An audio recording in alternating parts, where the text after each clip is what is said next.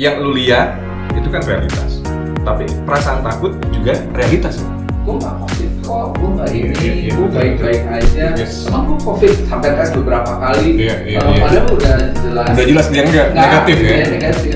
Salah satu hal yang harus kita miliki sekarang, kemampuan melakukan self calibration, Ya. menjaga mental health. Apa itu? Sebetulnya kita ini kata kunci adalah survival kita, caranya harus berubah. Tidak cukup hanya berprasangka baik saja, tapi kemudian harus dibantu dengan berpikir positifnya. Positif bahwa badan saya mampu ngatasin ini, karena pada dasarnya flu is just a flu. Bisa jadi sebenarnya malah mendemotivasi dia. So ternyata niat kita untuk memotivasi itu bagus, tapi harus belajar ilmunya ya, cara ngomongnya, Ya. cara memilih katanya.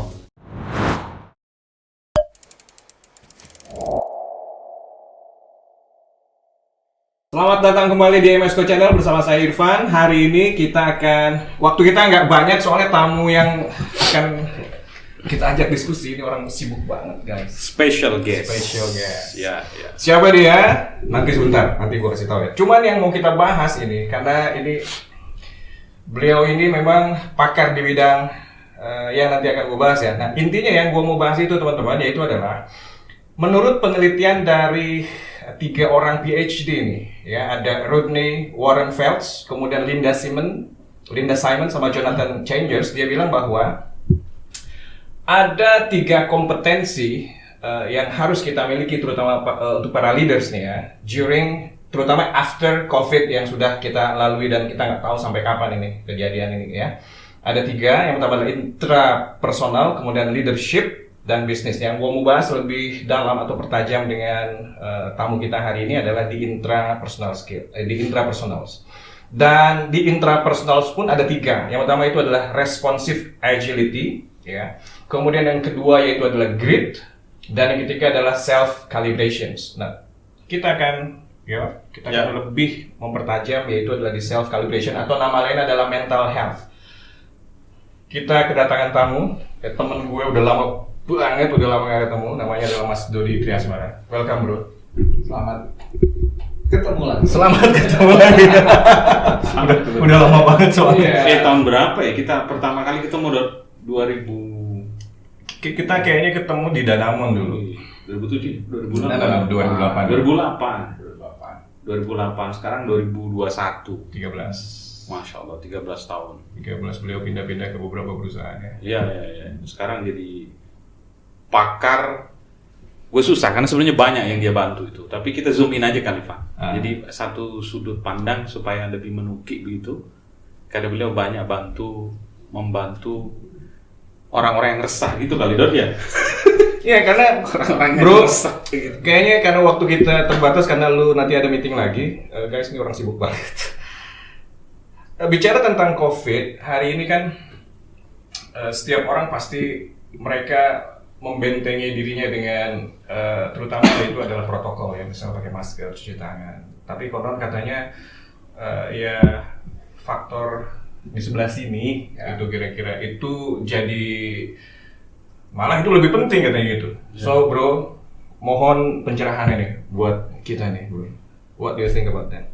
Ya, karena satu penting untuk jaga kelola pikiran kita itu yang utama, karena justru ketika pikiran kita sehat maka secara tidak langsung atau mungkin nanti juga bisa dibuktikan secara saintifik, ketika pikirannya sehat, positif, aura positif itu istilahnya kalau orang kenal dengan istilahnya aura, terus kemudian itu men-trigger kita punya tingkat imunitas jadi lebih baik.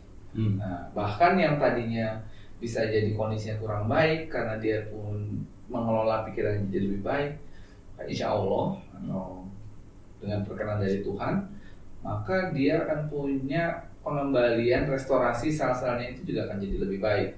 Nah, di-triggernya dari apa? Salah satunya bisa jadi dari pemahaman dia tentang situasi yang ada. Ketika level of acceptance-nya dia, penerimaan dia dengan situasi yang dia alami itu juga perlu dikelola dengan baik. Artinya gini, karena ada banyak orang di luar sana yang tidak sadar kalau atau bahkan merasa kalau gue nggak COVID kok, gue nggak ini, gue betul, baik-baik aja. Yes. Emang gue COVID sampai tes beberapa kali, Iya. padahal udah jelas dia enggak negatif ya. Dia negatif. Tapi ketika dia punya pikiran, gue nggak ini, bener nggak sih? Sampai dia mulai meragukan bahwa sebenarnya dia punya kemampuan untuk bisa protect dirinya itu, malah justru dia kena. Dan bahkan orang yang seperti ini biasanya justru langsung ngedropnya jadi langsung ekstrim gitu. Pagi masuk, siangnya bisa jadi atau sorenya udah nggak ada lagi. Gitu. Jadi itu ada pengalaman. Terus di sisi lain ketika dia tadi posisinya juga kurang baik, dan kemudian diintervensi, artinya diintervensi, dia secara sadar memasukkan pikiran positif yang kadang-kadang juga bisa lewat diri sendiri atau juga lewat bantuan orang lain, maka yang terjadi tubuhnya ketika dia merespon itu juga dengan baik dan menyadari bahwa kondisinya memang kurang baik, maka this acceptance figur ini akan membantu dia justru proses recovery-nya jadi lebih baik. Kenapa? Karena badannya akan siap justru recovery, ya kira-kira gambarannya gitu. Nah, ketika itu terjadi, yang tadinya sudah di CT thorax, terus kemudian sudah diidentifikasi positif, gitu. Itu bisa jadi dalam hitungan hari itu bisa keluar dari ICU, terus kemudian bisa dites berikutnya sudah negatif. Jadi secepat itu progresnya. Bisa juga memang dibantu dengan obat, itu hal yang lagi. Tapi menurut saya yang paling utama ya itu tadi, datangnya dari diri sendiri. Aku ada pertanyaan nih Van karena suka kita free flow aja ya, nyantai ya. Suka simpang siur paling tidak di pemahaman beberapa orang, mungkin pemahamanku juga ya. Antara berpikir positif dengan berprasangka baik gitu. Itu dua hal berbeda atau sama? Berpikir positif adalah konteksnya ada orang yang positif dalam artian realistis, ya kan? Itu positif juga loh, realistis bahwa sekarang adalah situasinya COVID, gitu kan? This positif, positif artinya memang sekarang memang situasinya seperti itu. Di sisi lain tadi yang mau bilang berprasangka baik. Berprasangka baik juga itu kan membantu. On top of that itu bisa juga membantu proses tadi. Imunitas, terus ayo saya berpikir atau saya berprasangka bahwa badan saya masih bisa kelola ini, terus kemudian bisa meyakinkan. Nah itu dibantu dengan pikiran yang positif itu tadi. Jadi tidak serta-merta bahwa tidak cukup hanya berprasangka baik saja, tapi kemudian harus dibantu dengan berpikir positifnya.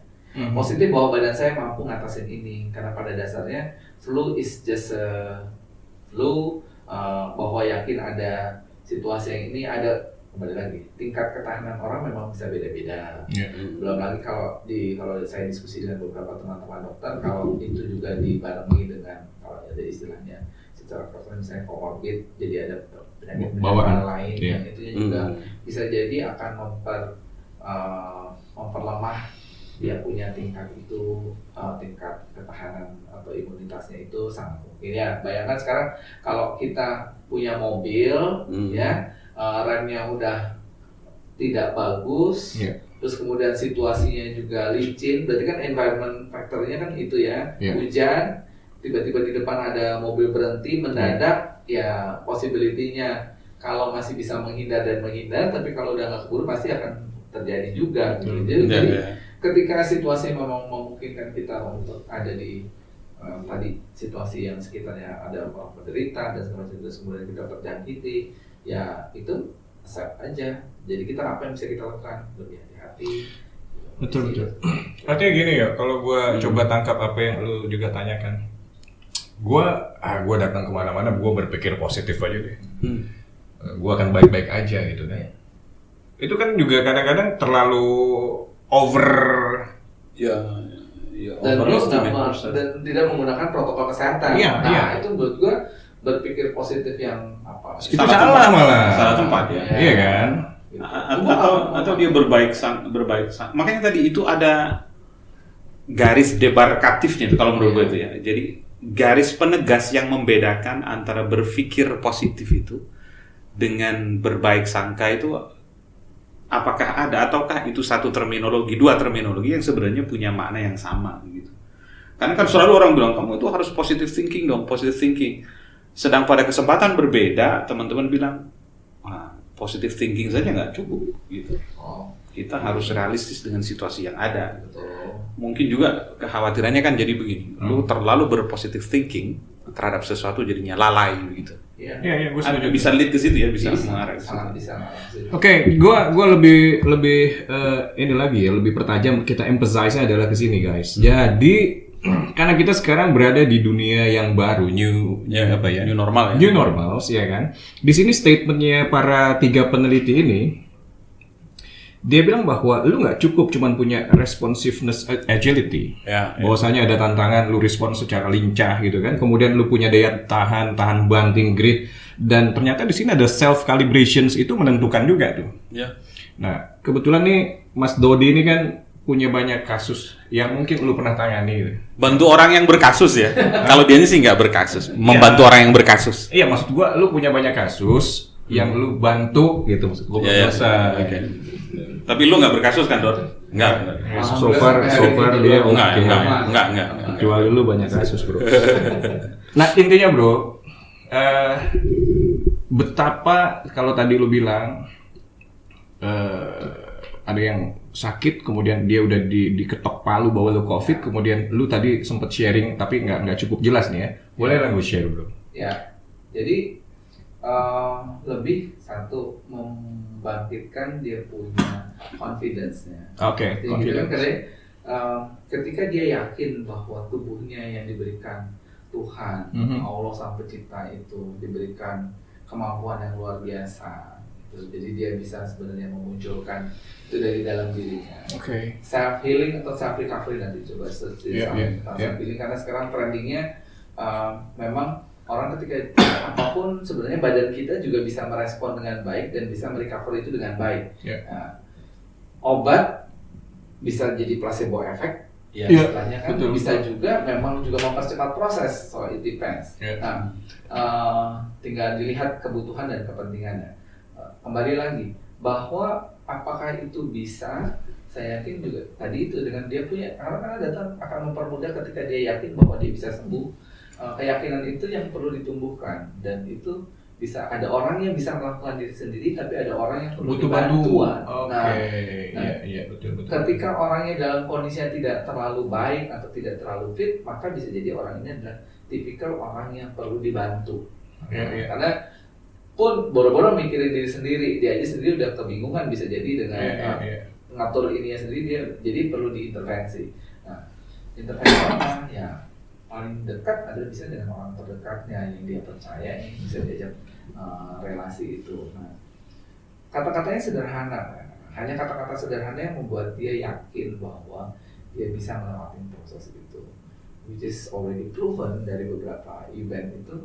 Ketika dia yakin bahwa dia bisa sembuh, terus kemudian diajak berdoa, utamanya karena berdoa, karena kembali lagi kedekatan kita dengan Sang Maha Pencipta itu jadi satu titik kunci atau titik balik juga untuk memastikan bahwa ketika dia sembuh pun atas izin dan berkenan darinya, gitu ya. Jadi bukan karena ada orang yang membantu, bukan, tapi karena dia diizinkan dan dia juga merasa bahwa masih banyak hal yang perlu dia tuntaskan, gitu kan. Jadi dan ketika dia bisa sembuh dan sehat itu, maka dia bisa melakukan lebih banyak hal lagi. Untuk jadi perasaan bermanfaat, perasaan berdaya, itu yang bikin sebenarnya Jangan ngomongin masalah hutang ya, dia malah pengen cepet mati ya bro. Iya, bahkan mungkin bisa menghindar gitu ya. But that's the deal yang harus dia hadapin kan. Lu harus hidup bro, kenapa? Tanggung jawab lu masih banyak. Bukan gitu, berarti gue suka tuh tadi. Karena lu bilang bahwa bro, ketika lu masih yakin bahwa lu tuh orang yang masih bisa berbagi kebaikan, gitu berarti ya? Betul. Lu masih ada pekerjaan, tanggung jawab yang lu bisa lakukan untuk orang, mungkin dengan adanya lu lebih bahagia gitu ya? Oke. Jadi betul. Pencet, istilahnya kita pencet di tombol itu, maka banyak dari pengalaman kami secara pribadi itu ketika tombolnya itu dipencet, something extraordinary happen gitu. Jadi ya itu sih, itu sama yang terutama ya membangun biasanya membangun dia kedekatan dia dengan itu yang menghadirkan dia ke bumi ini. Itu aja sih.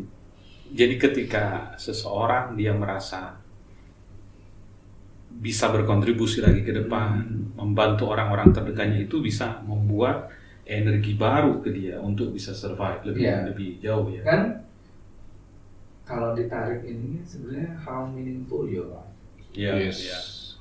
Ada riset itu, Van. Aku baca salah satu buku tulisannya Kenneth Blanchard. Kenneth Blanchard itu yang nulis situational leadership itu. Dia bilang begini. Contohnya bagaimana cara menarik orang supaya mau bantu kita. Contohnya.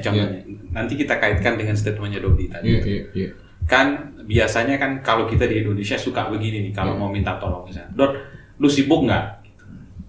Lu ada waktu nggak? Gitu. Jadi statementnya mulai dengan hal-hal seperti itu. Lu bisa bantu gua nggak? Gitu.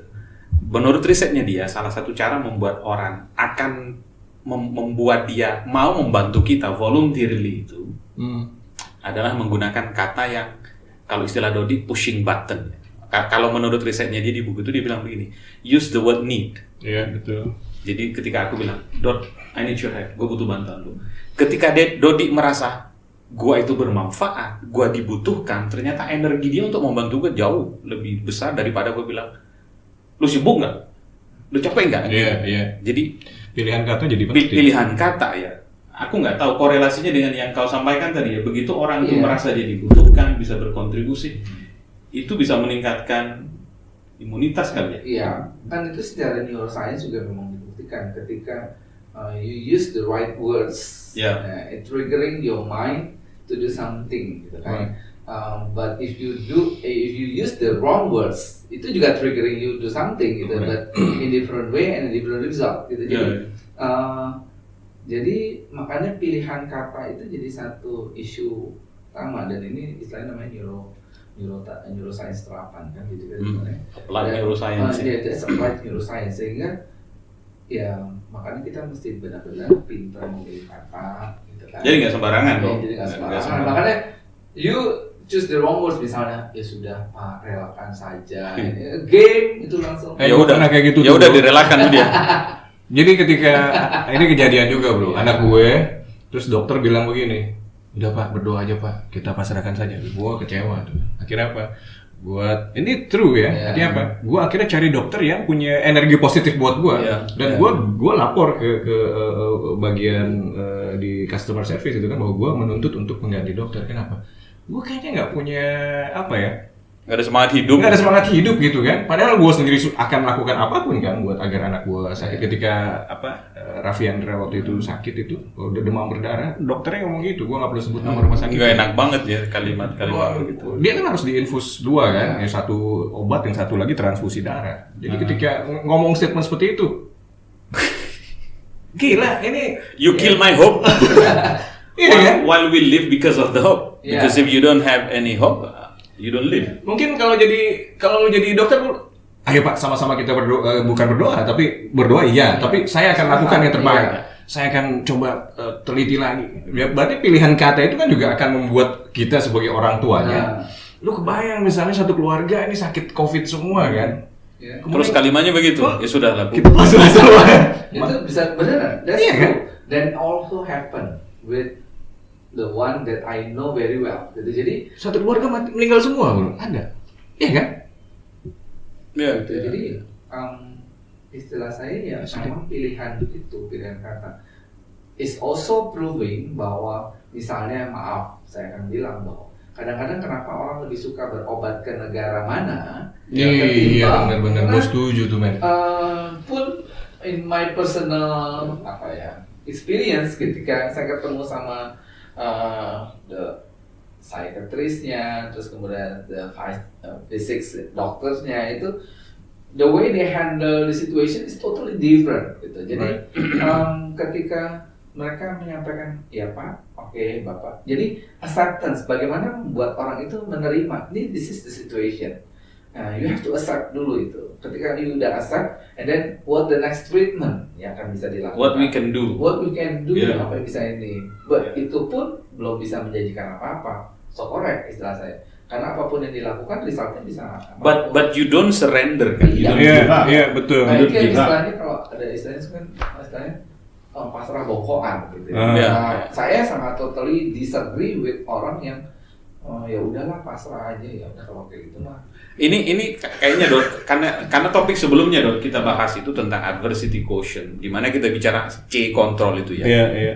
Ada orang yang ketika ada masalah, I believe I can do something about it. Gitu. Tapi ada orang yang begitu ada masalah, sudah kita bisa. Mungkin takdirnya dia sudah seperti ini. Gitu. Terus aku ini ya Pak, aku jadi ingat sesuatu Pak. Gini, kan banyak teman kita itu dalam situasi sulit seperti ini, kita ingin membantu teman, menyemangati teman, memotivasi teman lah. Ada menurutku nih ya, Dodi tolong bantu secara keilmuannya Dodi ya. Kadang maksud baik saja tidak cukup kan. Ketika kita ingin memotivasi kawan kita dengan menggunakan kalimat tertentu yang menurut gua ini memotivasi dia, bisa jadi sebenarnya malah mendemotivasi dia ya. So ternyata niat kita untuk memotivasi itu bagus, tapi harus belajar ilmunya ya, cara ngomongnya, cara memilih katanya. Betul.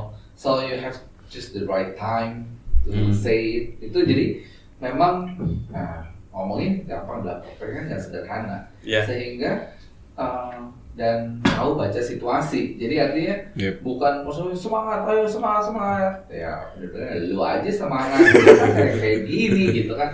Nah, itu jadi ayo kamu pasti bisa. Ih, gimana sih bisa dari mana kan gitu. So jadi nggak realistis kan menurut saya. Jadi menurut saya positif yang realistis itu yang perlu dibangun sehingga dia bisa menyesuaikan. Dia punya resources apa? You analyze itu. That's mentally balance itu sebenarnya punya kemampuan juga di sisi lain untuk bisa membalance itu. Jadi benar-benar feelingnya main, logiknya juga main. Nah itu the balancing. Nah, aku pikir itu kata kuncinya bagus itu. Ketika dia punya balancing itu baik sih, saya yakin situasi apapun ya insya Allah dan semoga Tuhan mengizinkan juga, saya yakin itu pasti bisa dilewatin. Karena kan ada gini Van di pemahaman umum ya, yang penting kita percaya gitu. Jadi bergeraknya hanya di feeling ya, hanya di kanan. Tapi aku highlight statementmu tadi, ini harus balance dong. Kamu percaya kamu bisa, tapi juga kamu harus apa lah istilah itu, mengukur diri. Maksudku fahami realitas yang ada gitu kan ya. Enggak boleh lu sekedar apa yang gue yakin gue sehat terus gue kemana-mana nggak pakai masker, ini kan nggak benar kan gitu. By the way, gue suka dengan kata realitas itu maksudnya gini, yang lu lihat itu kan realitas, tapi perasaan takut juga realitas loh. Perasaan takut itu sih very perceptive dan subjektif. Ya, artinya kan gini, ketika lo ngelihat realitas subjektif kan, realitas yang bersifat subjektif, bukan gua. realitas objektif dari sudut pandang. Agree with that. Artinya apa? Apa yang kita lihat itu dua-duanya kena gitu ya maksud gua. Ketika lo melihat gelap, memang faktanya gelap kan. Tapi buat beberapa orang dia tidak merasa takut, tapi makanya subjektif, bahasanya setuju. Nah dengan adanya COVID, balik lagi, leaders kan dituntut untuk realistis juga, betul apa enggak?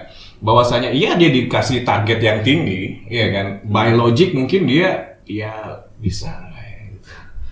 Tapi kalau dia tidak melakukannya, dia akan kena ya gua nggak tahu ya apa akan dia dapatkan. Tapi kan keluar dari pekerjaan atau dia ketemu sama banyak orang, anggaplah sales itu kan, dia kan potensialnya punya potensi kena gitu. Iya, makanya betul. Prokes gitu kan. Di luar daripada itu yang kita bahas kan mental health-nya nih. Dia udah pakai prokes gitu. Ya. Lebih ke ini juga kan, Ivan. Aku mau nyorot ini karena kemarin tuh ada diskusi dengan industri, Bang. Statementnya begini. Ketika di awal kita Maret April kita lalu working from home, itu orang excited karena new experience, biasalah sesuatu yang baru biasanya kita excited gitu. Sebulan, 2 bulan, 3 bulan lama-lama fatigue ya. Fatigue. Sumpek, ini apa-apaan gitu. Mungkin di awal working from home lumayan libur gratisan. Tapi begitu tuh bergerak 3 bulan, 6 bulan, setahun. Bete, men. BT-nya itu level dewa. Itulah kenapa risetnya tadi yang dibaca di Irfan itu salah satu hal yang harus kita miliki sekarang, kemampuan melakukan self calibration. Menjaga mental health, apa istilahnya? How to stay waras gitu. Iya, betul. Tipsnya apa itu, kalau lo how to stay waras? Karena sekarang fatigue itu sampai ada satu perusahaan. Ini kalau teman-teman dari perusahaan itu melihat ini, insya Allah tahu yang gua maksud. CEO itu sampai membrief bagaimana menghadapi fatigue situation. Ya. Karena sudah how to stay waras. Maka satu yang paling pertama dan utama menurut gue bisa, you have accept this situation. You don't deny. You don't deny. Ya, you don't deny. This is the situation gitu. Mesti terima, bro. Ya, terima dong. Satu, nah masalahnya banyak orang di luar sana yang ini oke, kayaknya kita bakal bisa survive ini. But factually angkanya drop kok, gitu kan.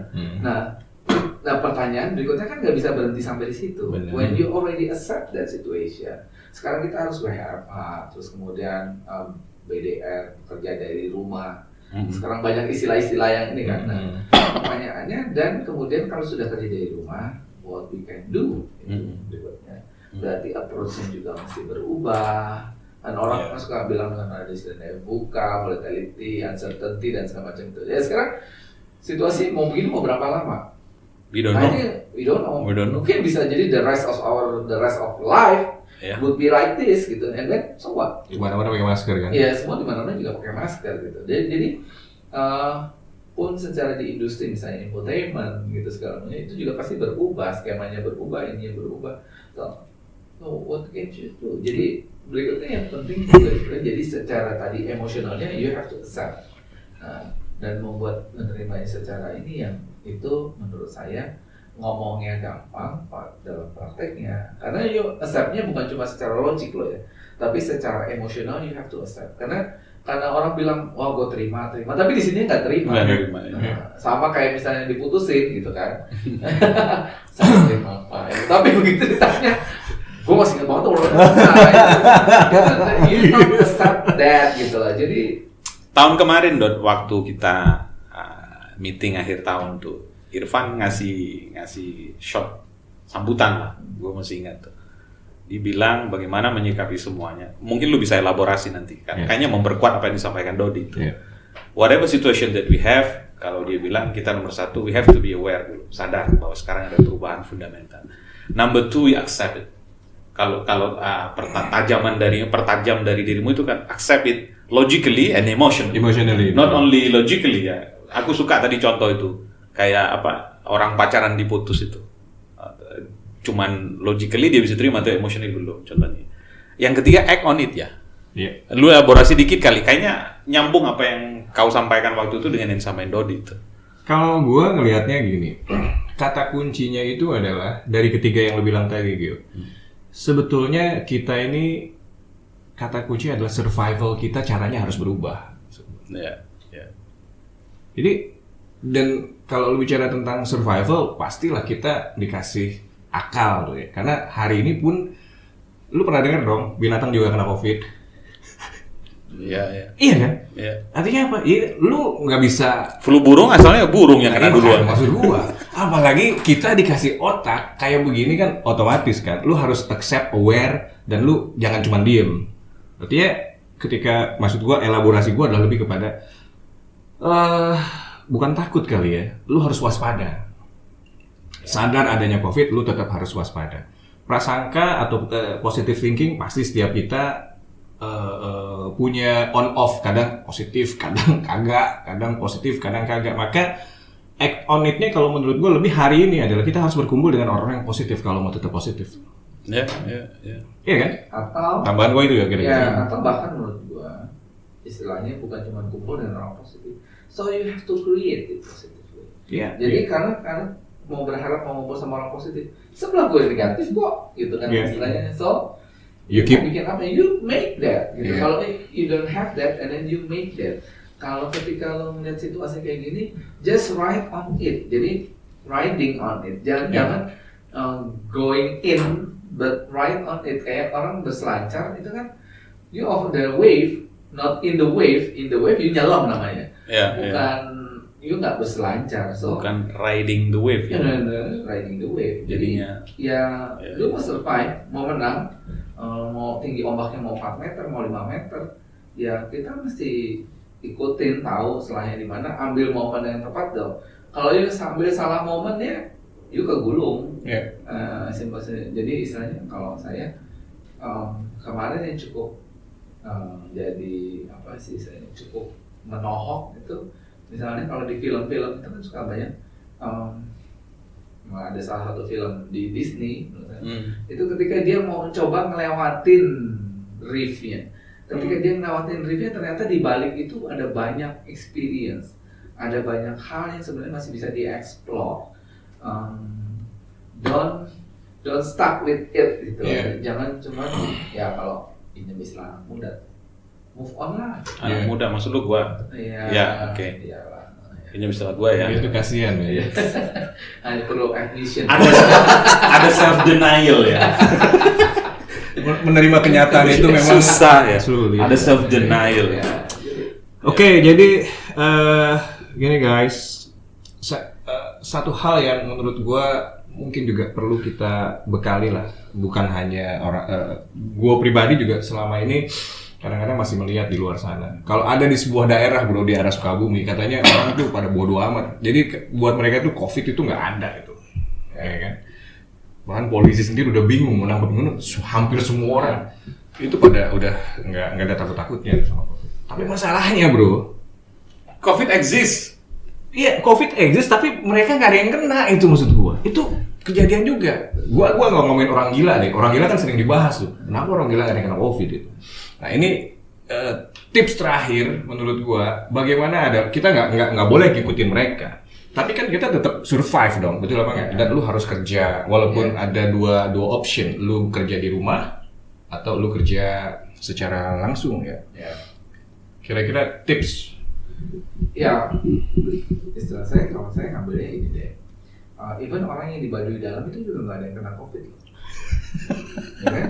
Artinya so yang triggering, bahkan berdasarkan satu penelitian yang terakhir itu 5G itu elaborate bahkan exaggerate rasio untuk orang untuk terima kondisi itu. Jadi struktur tubuhnya jadi berubah dan segala macam itu sehingga virus is easily infected gitu. Jadi lepas dari itu, satu yang menurut saya yang paling utama dengan penelitian terakhir itu, satu yang memang kita harus jaga kesehatan, which is mentally and physically.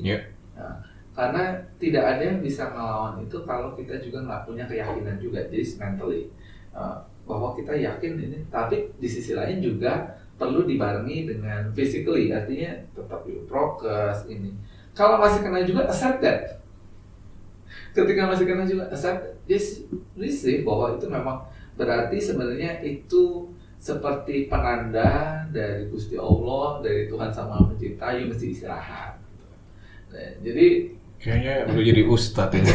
You mesti istirahat karena you have to isolate mandiri. Let's say my friend is always 2 weeks gitu kan, untuk benar-benar ini, untuk benar-benar recover, untuk benar-benar ini, dan dia benar-benar self reflect apa yang salah, apa yang ini. Jadi itu sebenarnya momen buat justru dia mesti lebih banyak istirahat. Kalau dia tetap aktivitas, itu gue mau 2 minggu, 2 tahun juga nggak bakal negatif gitu. Jadi betul. So positive meaning good, your body is still working gitu kan. Jadi untuk menunjukin bahwa kita masih punya badan, masih punya ini. Kalau lu nggak negatif, nggak positif kan berarti lu udah nggak ada di sini kan. So jadi ketika positif ya terima itu, lakukan doing something, istirahat. Ini bisa kok makan yang sehat, minum obat, bantu vitamin dan segala macam itu. Just normal, act normally. You sesak nafas ya, oke, Tuhan saya sesak nafas, Allah saya sesak nafas, kasih saya izin untuk bisa bernafas lebih lega. And suddenly tiba-tiba your breath can be normally and freely again. Ya, artinya you masih dikasih kesempatan. Yakin dan percaya bahwa semua ini bisa handle, termasuk ketika you ada di posisi eksekutif atau dimanapun. Ketika dia memberikan sesuatu, ya ketika kita menerima sesuatu, accept that and do something gitu ya. Misalnya target itu tadi ya. Dan kemudian you do what gitu. You udah ngerjain apa? Kalau kan pinjam istilahnya orang bijak, Albert Einstein, if you do the same thing you get the same result. If you want to get the same different result, you have to do different way gitu. Ya. Jadi itu pun dengan catatan si Teres Paribus situasinya sama loh ya. Nah, sekarang kan situasinya udah totally different, jadi makanya itu beda. Oke, Camagio ada tambahan? Aku sedikit well-being, karena kita kan bicara well-being ya. aku mau ambil ada pepatah itu dari Asia Selatan. Entah ini dari India atau ada yang bilang dari Cina bagian selatan, daerah perbatasan, nggak tahu lah. Intinya kan well-being artinya bagaimana sebagai individu kita kan sehat, waras ya. Itu seperti rumah dengan 4 kamar. Kamar pertama adalah kamar fisik. Nah, kamar fisik ya mau nggak mau, sadar nggak sadar, lu bicara nutrisi, apa yang kau makan, olahraga, so on so forth ya. Yang kedua adalah kamar intelektual. Jadi bagaimana mengisi otak senantiasa ya dengan bacaan-bacaan yang benar, ilmu-ilmu yang up to date. Kalau gue bilang gini, ada yang ngomong gini, Mas, banyak baca itu bagus. Iya, tapi yang lu baca apa dulu? Kan otak kita kayak perut dong ya. Kayak perut kita yang masuk itu nggak bener ya. Fisik kita juga. Hari lo baca koran kriminal juga nggak. Iya, jadi banyak baca bagus, tapi baca apa dulu? Jadi itu kamar intelektual ya. Yang ketiga ada kamar emosional. Bagaimana membangun emotional relationship yang baik sehingga kita tadi itu begitu suasana happy kan risetnya banyak itu ya. Itu akan meningkatkan imunitas dan lain-lain. Yang terakhir yang paling kuat menurutku adalah kamar keempat, kamar spiritual itu. Hubungan kita dengan yang Maha Pencipta gitu ya. Jadi menurutku well-being itu yang 4 itu bagaimana kita lakukan secara benar sehingga kata kuncinya adalah how to stay waras. Oke. Setahun. So, kayaknya kita cobakan. Jadi apa yang tadi teman-teman dengarkan dari Mas Dodi, sebetulnya ada kata kunci sih kalau menurut gue, bro. Itu adalah apapun yang kita dapat itu dari tindakan kita, dan tindakan itu dari berpikir kita, dan berpikir kita itu salah satu faktornya adalah lu harus memilih kata-kata yang baik, positif. Dan ketika lu tidak bisa menemukan kata positif, lu jangan ragu untuk telepon temen lu. Bahasanya mungkin gini, bro, lu datang dong kenapa? Gue butuh motivasi nih, gitu kira-kira ya. Bisa. Gue butuh ngobrol. Iya, butuh ngobrol ya. Iya, tapi lu jangan sampai salah manggil orang gitu kan, yang malah makin membuat lu akan tambah malah rapuh ataupun jatuh dan seterusnya. Jadi teman-teman, kira-kira itu nanti disimpulkan sendiri. Nah, nanti kalau ada pertanyaan, kalau masih ada yang penasaran dengan apa yang disampaikan sama Om Dodi, nanti kita lanjutkan di kolom komentar nanti ya. Oke. Jo, bro, thank you. Thank you, Sampai ketemu di pertemuan berikutnya. Thank you. Oke, arigatou gozaimasu.